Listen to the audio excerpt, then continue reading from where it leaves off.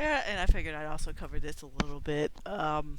It's more just in general, but a lot of the bigger people that are able to put stuff out for a lot of space opera or military sci-fi stuff, when I look at their some of their blurbs, um, it pretty much will key in on certain things I'm looking for, because I do like, mysterious signals that lead to discovering some sort of alien setup where it's like, oh, ooh, goody. It's just like a little tiny aspect of Halo, but then again, Halo also got a lot of its stuff from Ringworld and things like that.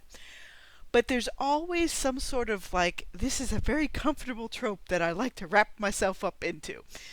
Because most readers will have that. That's the reason why you'll probably have people that just gravitate towards either, is it a more aspirational hero versus is this more of a motivational, kind of cathartic hero. People do have their preferences that it doesn't matter how many times they eat that cheeseburger.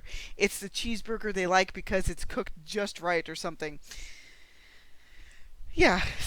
So I'm looking at this blurb a little bit. Um, it does, again, it doesn't have to tell you what the whole story is. It just has to give you just enough to where it's like, oh, okay, that's the kind of thing he's going for. Because it's, yeah, Jay and Cheney and some of the others do have a pretty like well-oiled machine set up now, and they do cater to whale readers, like bar none.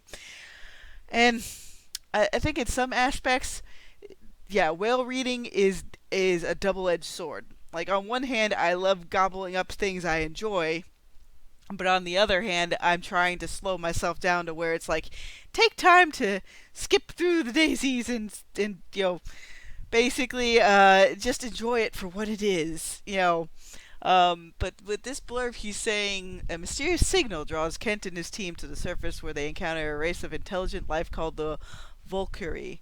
Their civilization is odd, a mix of advanced technology and ancient ruins manned by a species who seem dangerous but aloof.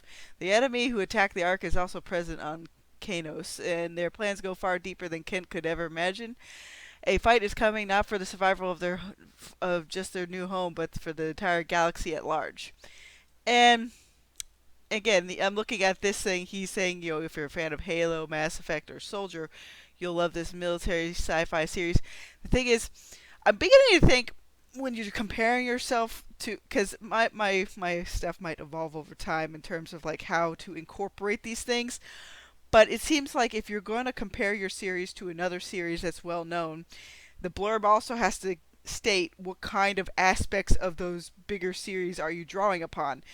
I can obviously see the reference to Halo in this because you got ancient, advanced technology alongside like messed up ruins where it's like, oh, what happened here? And even, what, it's really not that hard to basically outclass Mass Effect in any way, shape, or form, because they basically, pardon my French, butt fuck their own ending so badly. That's why it's like, guys, even if you don't usually outline your story, at least have the beginning and the end written. You know, but especially the ending. Like that way you have an end point where you're like, okay, I'm aiming mostly for this. There you go. Because that's the big problem Mass Effect did have. They didn't have a concrete ending when they started it. You can do all sorts of things right and engage people all the way to the end, but if you basically butt fuck your own ending, well, oh boy, you can see how that goes usually with people. Whew, yeah.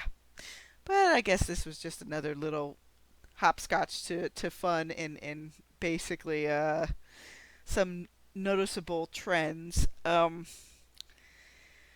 it seems like ghostwriting is a pretty lucrative business right now if you can nail it down. Um, I just don't know how the shares and everything would go with that. If you ghost wrote something, are you paid all the way up front? Do you get part of the royalties from the actual books? That's a whole other can of worms. I guess I can look into later. But Yeah. Um, with I guess the biggest, most important thing with blurbs is you have to set up reader expectations to the point where they won't be kicked out of your story by any kind of subversions. It's like if you're gonna offer them escapist pew pew sci-fi, then you gotta be upfront with that. You gotta tell people this is what I want to offer. This is the wheelhouse that I'm rolling in.